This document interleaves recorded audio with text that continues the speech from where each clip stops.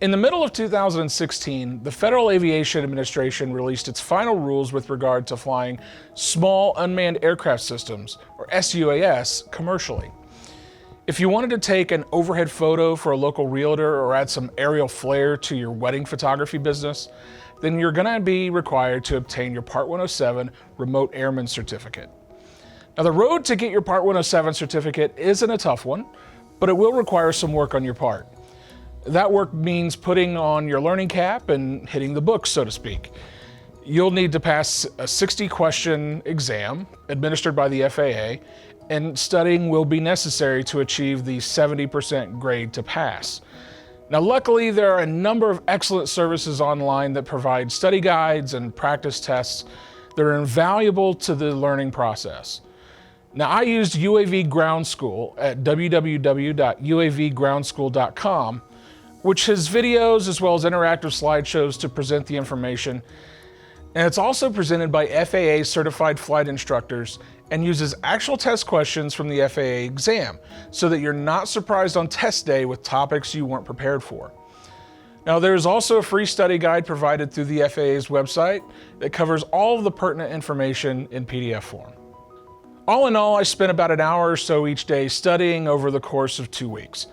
With the last couple of those days spent taking practice tests over and over again. By the time I was ready to take the real thing, I was consistently scoring above 90% on each attempt. And I was left feeling pretty confident that I had learned all of the right things I needed to succeed. Now, what topics are covered? The Part 107 exam covers a lot of different areas. As you go through your study course, you might think to yourself that some of this has nothing to do with flying drones. Now, on the surface, you might be right. But it will be important to know this information, as much of it is the same stuff that full-scale pilots work from every single day. Now, since you'll be sharing the airspace with them, it's important to know what's in their frame of mind in any given situation. First, an overview of the fundamentals of flight, including basic aerodynamics and how lift is achieved, will be covered in its basic forms. For many, these things will likely be review of things you already know, but it's good to see how it's presented in this context. And you'll also learn about the National Airspace System and how it's divided up. Now, you'll need to know and understand how airspace classification is determined and how it can impact your flight plan. Now, once those things are understood, you'll move on to arguably the most important and most confusing part of the studying for this exam: sectional charts. Sectional charts are used by full-scale pilots and show topographical information that are important for pilots to operate safely in the NAS.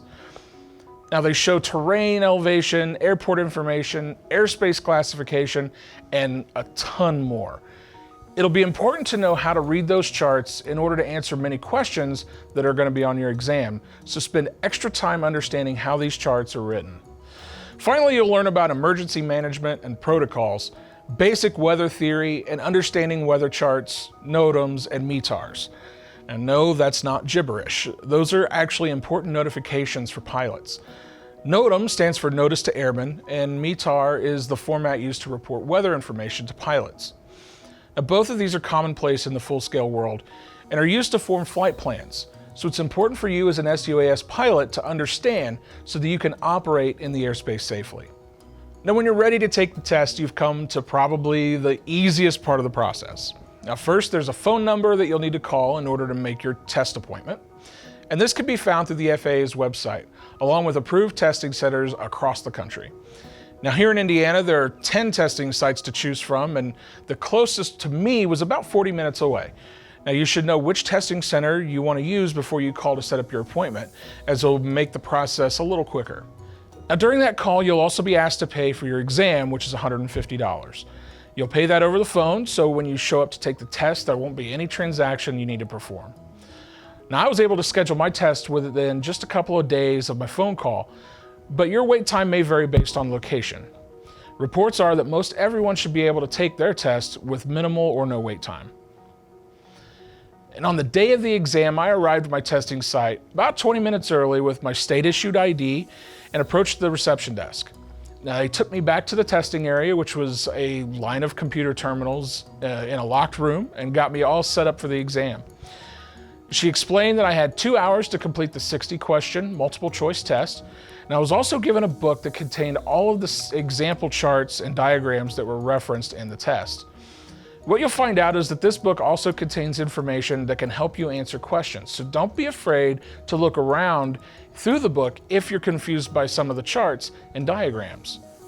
As an example, I found that the front of the book included a sectional chart legend that showed what each airspace classification was outlined with.